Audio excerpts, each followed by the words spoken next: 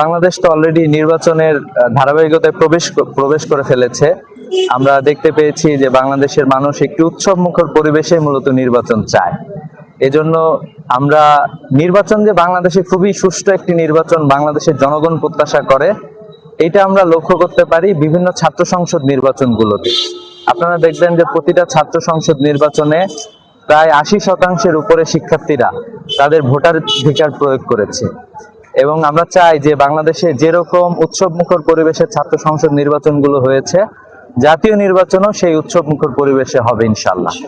তো এই প্রত্যাশা রেখেই আমরা চাই যে সারা দেশের মানুষ একটা উৎসব মুখর পরিবেশে নির্বাচনে অংশগ্রহণ করুক।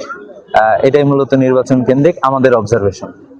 আজকে জেলা প্রশাসক ঠাকুরগাঁ জেলা প্রশাসক পুলিশ সুপারের সাথে আমরা দেখা করেছি, আমরা কথা বলেছি, সৌজন্য সাক্ষাৎ বলতে পারেন। আর নির্বাচন যাতে সুষ্ঠুভাবে হয়, সবাই যাতে যথাযথ ভূমিকা পালন করে, এই ব্যাপারে আমাদের তাদের সাথে আলাপ হচ্ছে।